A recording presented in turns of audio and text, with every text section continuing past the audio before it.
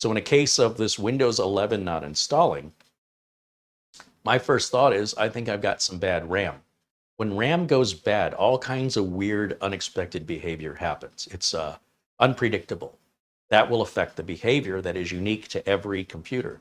So you can very rarely recognize bad RAM, other than the computer, in this case, an 11600 is brand new.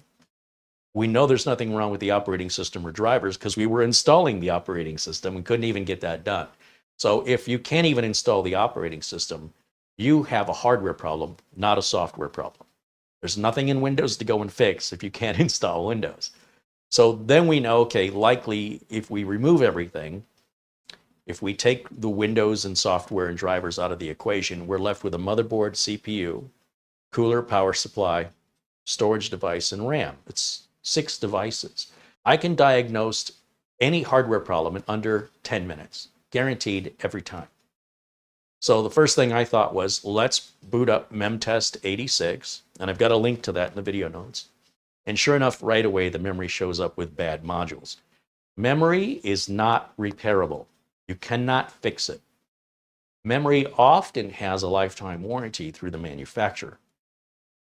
And that may be well and good for you at home, but for a business, they can't wait for me to get a return material authorization or RMA number. I've got to email the manufacturer. They're going to ask me to run through some diagnostics. They're going to conclude, because I'm a tech and not a home user, they're going to conclude I'm actually providing them with accurate information. They're going to give me an RMA. I got to package it. I got to take it to the post office. I got to mail it with tracking information. They're going to receive it. Once they receive it, they're going to mail me back a brand new, again, they don't repair this. They mail me back a brand new kit. If I bought the RAM in a pair, I have to send back both units of RAM. If I bought a quad kit, all 4 have to go back because they're all paired together. You don't just send back the bad one. Unless you just bought 1. If you bought 2, you send back 2. If you bought 4, if it came in a kit, all together is 4, you send back all 4. Manufacturers make this very clear. If you don't follow the instructions, well, you're just going to be down that much longer. So I just grabbed another set of RAM, put the RAM in, reinstall or rerun memtest 86 and let it completely run through and no problems. And then I took the old RAM and I just marked it as potentially bad. And you can see it's OLOY RAM, which this is the first time I've seen any OLOY RAM go bad.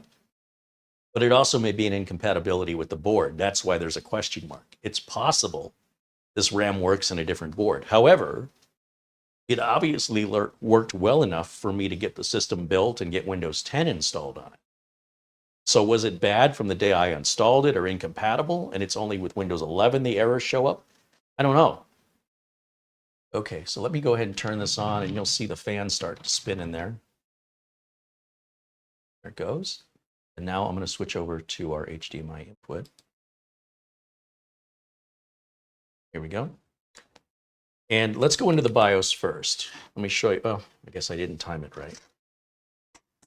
Okay, I guess we're going to go into Windows 11 first. And you'll see it boots up properly now that the RAM isn't damaged anymore. We've replaced the RAM, and that was causing all of our grief. Right click, we'll go to System. And we can verify. We've got the 11600K with 32 gigs of DDR4. We're running Windows 11, 23H2. Everything is up to date and happy. We can take a quick look in the device manager, make sure everything looks good in the device manager. So this is like a brand new computer. Let's go ahead and restart.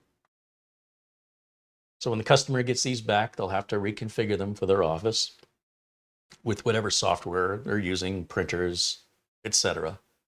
The customer has done this a number of times, so they're really familiar with the process and it doesn't take very long. Now by default, we're in what's called easy mode. And you'll see up here it says easy mode. What's interesting is it says we have a CPU optional fan and not a CPU fan. I just caught that.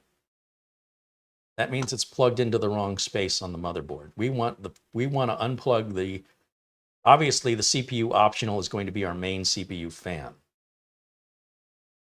But if you go to Smart Fan or F6 on this BIOS, you'll see right here,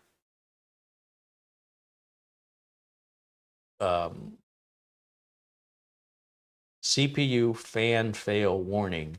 I've turned that on, but by default, it's disabled. And that's a gigabyte thing. So if ASRock or Asus or MSI offer that, it'll look differently. It may be phrased differently.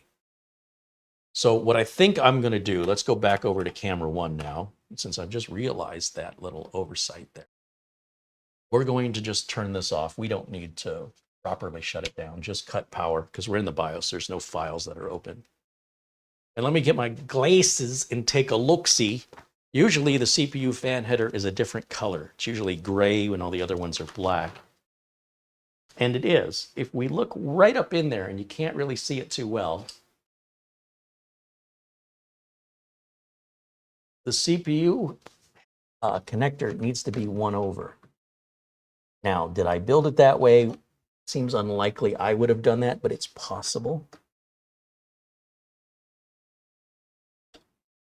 And it works, it's just not set up the way it's supposed to be. And I don't know if somebody changed that.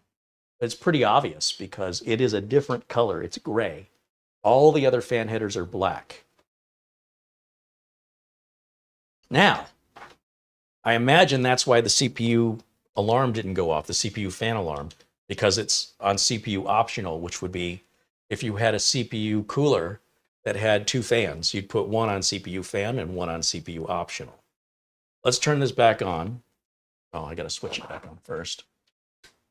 Let's turn it back on, and then let's go back to that screen and back in the BIOS and take another look at the fan RPMs and make sure that they're set correctly.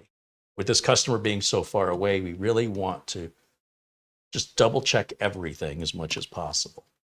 Now, by hitting F6, that gets me in this gigabyte BIOS into the fan settings. And now I see CPU fan and the fan speed. That's the default. That's what I want to see. And that's the way it should have been set up. I could have made that mistake, but it's so obvious, especially when the motherboard is out of the case. That fan header being a different color really stands out. So FYI, and everything else looks good. Save and exit or not save and exit, doesn't matter. And you know, this is far from an old computer. This is a fairly new computer and it's very fast. And it does need to be dusted, and I will get to that. I'll do all 5 of them, you know, with the leaf blower and make sure they're all cleaned out. It only takes a few seconds, but I'm not going to do them one at a time. I'll do them all at once and get it done. And there we are. I mean, it's a fast boot up. I'm not quite done. You know, I haven't run the Windows 10 optimization tool on this Windows 11. I've not put on VLC yet or gone through and removed like Spotify and LinkedIn. You know, we talked about that the other day about what is bloatware. None of this is bloatware. It's all super teeny tiny little programs that perhaps bother you to look at them. But if you go up here and you see Office, I right click, uninstall, and by the time I've clicked it, it's already gone. Same with Outlook, because this customer is going to put their own on there. I don't want them confused with 2 different Offices and Outlooks. Same thing, right click, uninstall. As soon as I click uninstall, it's gone. It's that fast. And you can count how many I'm doing. There's about 7. LinkedIn, I don't want. That's not bloatware. Bloatware would take a good 3-4 minutes to uninstall. So it doesn't make any difference in system reliability or performance. It's just, I don't want to look at it. And if the customer wants any of those apps, they can just go to the Microsoft store and grab them. So let's go ahead and shut this down now.